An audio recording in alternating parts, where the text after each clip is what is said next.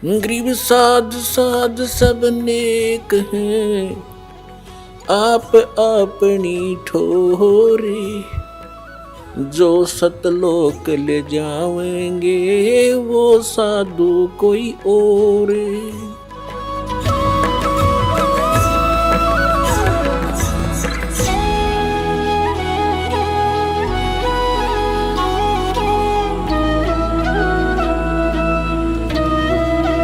जो पवित्र चारों वेद हैं ये गॉड गिवन है, कबीर गॉड गिवन, कबीर परमात्मा के द्वारा दिया हुआ ज्ञान है। इस काल ने पांचवा वेद समाप्त कर दिया, जिसको सूक्ष्म वेद कहते हैं, जिसको तत्व ज्ञान कहते हैं। उसकी पूर्ति के लिए, उसके अभाव से जो हम यहाँ भटक रहे हैं, उसकी पूर्ति के लिए परमात्मा स्वयं आते हैं। परमात्मा को आज तक जितने भी ऋषि महर्षि, जितने भी धर्म ग्रंथ हैं, जितने भी ऋषि महर्षि हैं, उन्होंने निराकार बताया है कि उसका कोई आकार नहीं है। और जितने भी हमारे धर्म ग्रंथ हैं, उन्होंने परमात्मा को साकार बताया है, नर आकार बताया है, सशरीर बताया है, उसका नाम कबीर बताया है। तो ब्रह्मा जी भी अपनी माता दुर्गा जी से कहते हैं कि माता जी, जब मैं वेद पढ़ता हूँ और फिर आपका अनुभव सुनता हूँ, और मैं भी अभ्यास करके जो अनुभव करता हूँ, उसमें बहुत विरोधाभास है, वो कुछ विपरीत ही ज्ञान है, और हमारा जो अनुभव है वो उसके विपरीत है। तो दुर्गा जी को भी सख्त हिदायत है इस काल भगवान की, क्योंकि ये इसकी पत्नी है ब्रह्म की। इसको सख्त हिदायत है कि वास्तविक जानकारी उस परमात्मा की कभी नहीं बताना। तो ये भी अपने पुत्रों को यथार्थ ज्ञान ना बता करके इसी की महिमा सुनाती है कि वो तो निराकार है, वो सामने आता नहीं, वो कभी दिखाई नहीं देता।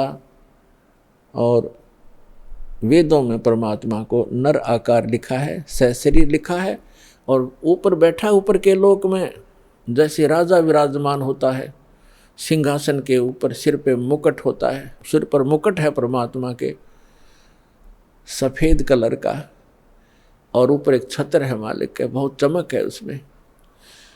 जैसे यहाँ झिलमिल झिलमिल होती है, ऐसे उस परमात्मा के मुकुट और छत्र के अंदर झिलमिल होती है। कभी उसका सुनहरी रंग बन जाता है, कभी वाइट बिल्कुल सफ़ेद कलर हो जाता है। तो इस प्रकार उस परमात्मा की स्थिति है, और वेद भी यही बताते हैं। तो वेद जो हैं, जो चार वेद हैं, ये परमात्मा की महिमा तो बताते हैं कि परमात्मा ऐसा है, उसका ये रूप है, वो कहाँ रहता है, वो क्या लीला करता है, लेकिन वो मिलता कैसे है, ये वर्णन इन चार वेदों में नहीं है। फिर इसके बिना ये वेद क्या है? फिर जैसे किसी ने बता दिया आपके अमुक रोग है, उसके ये लक्षण हैं, और औषधि है नहीं, तो खाक बताया, वो क्या फायदा हुआ उस रोग के बताने का। तो वेद जो है, वेद दोनों काम करता है, रोग भी बताता है, उसके लक्षण भी बताता है, और अचूक औषधि भी रखता है, तो उससे लाभ होगा।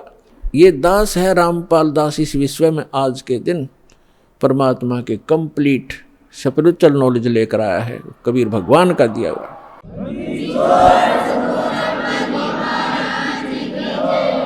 और परमात्मा स्वयं आते हैं, वो ज्ञान देते हैं। जैसे ऋग्वेद मंडल नंबर 9 सूक्त नंबर 86 के 86 के मंत्र 26 और 27 में, ऋग्वेद मंडल नंबर 9 सूक्त 54 के मंत्र 3 में, ऋग्वेद मंडल नंबर 9 सूक्त 82 के 82 के मंत्र नंबर 1, 2, 3 में, ऋग्वेद मंडल नंबर 9 सूक्त 94 के मंत्र 1 में, ऋग्वेद मंडल नंबर 9 सूक्त 95 के मंत्र 2 में, ऋग्वेद मंडल नंबर 9 और सूक्त 20 मंत्र 1 में, ऋग्वेद मंडल नंबर 9 सूक्त 1 मंत्र 8 और 9 में, ऋग्वेद मंडल नंबर 9 सूक्त 96 यानी 96 के मंत्र 16 से लेकर 20 में, और भी अनेक स्थानों पर ये स्पष्ट किया हुआ वेदों में कि वो परमात्मा ऊपर के लोकों में रहता है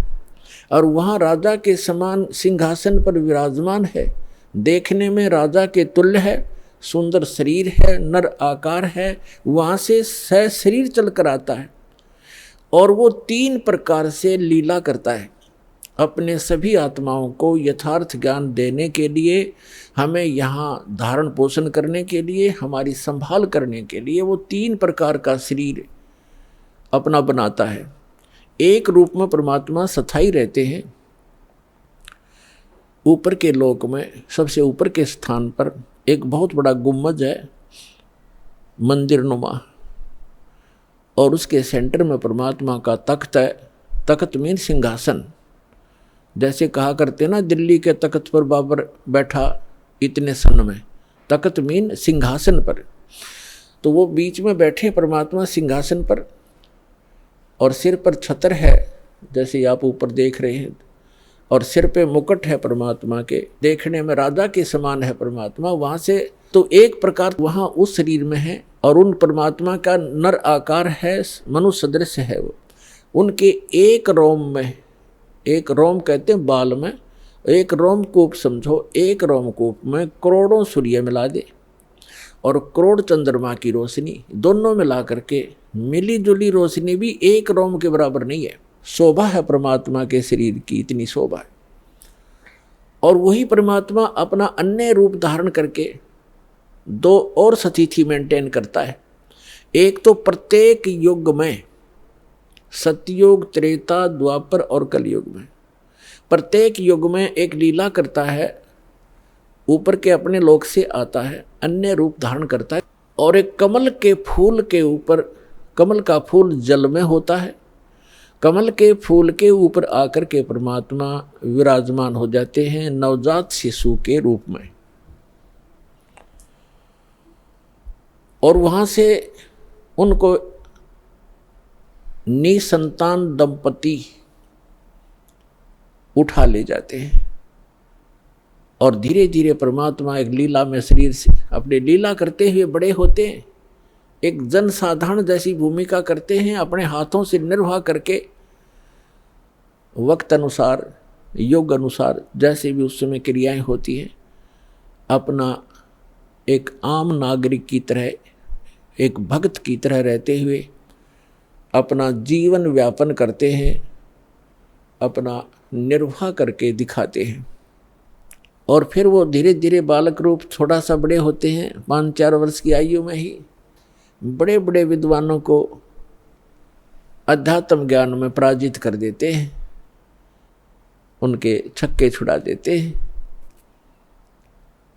फिर वो बड़े होकर के तत्वदर्शी संत कहलाते हैं, अपनी महिमा आप ही बताते हैं।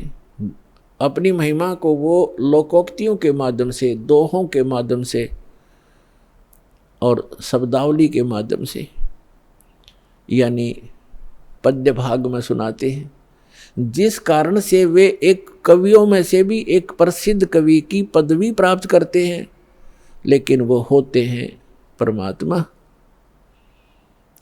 क्योंकि कवियों के ज्ञान में, उस ज्ञान से पता चलता है, कवि अपने स्तर की केवल एक पोइम बना सकते हैं, अध्यात्म ज्ञान नहीं बता सकते। और कबीर परमात्मा को कवि कहने लगे हम अज्ञानता से। उन्होंने जो ज्ञान दिया है वो 4 वेद, 18 पुराण, 6 शास्त्र, महाभारत, श्रीमद् भगवद गीता, कुरान और पुराण बाइबल, इन सभी का एक मिला जुला ज्ञान है।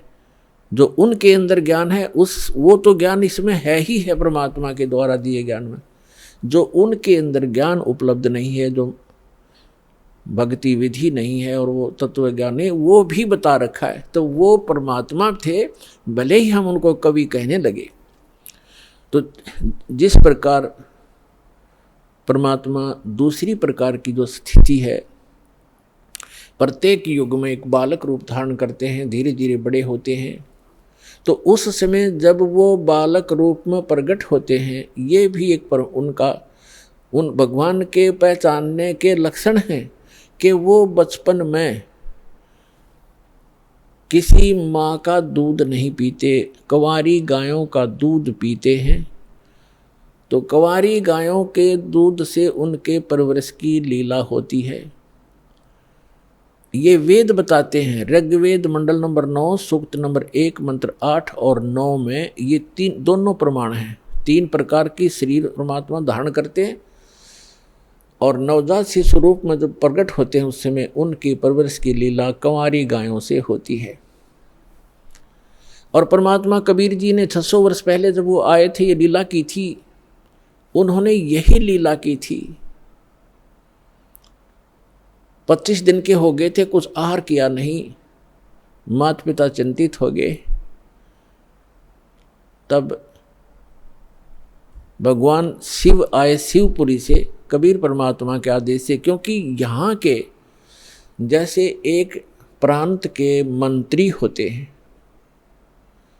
तो जैसे प्रधानमंत्री यहाँ आएगा तो उसकी व्यवस्था यहाँ के मुख्यमंत्री और मिनिस्टर वही करवाते हैं, आगे खड़े हो जाते हैं।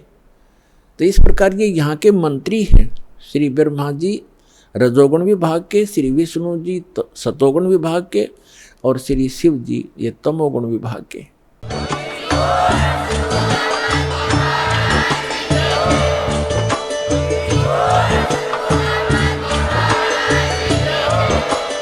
आप सुन रहे थे जगत गुरु तत्वदर्शी संत रामपाल जी महाराज जी के मंगल प्रवचन। अधिक जानकारी के लिए विजिट कीजिए हमारी वेबसाइट www.jagatgururampalji.org। संत रामपाल जी महाराज जी के शुभ आशीर्वाद से पूरे विश्व भर में 500 से भी ज्यादा नाम दीक्षा केंद्र हैं, जिन पर संत रामपाल जी महाराज जी द्वारा ऑनलाइन निशुल्क नाम दीक्षा दी जा रही है। अपने नजदीकी नाम दीक्षा केंद्र का पता करने के लिए संपर्क करें 8222880541।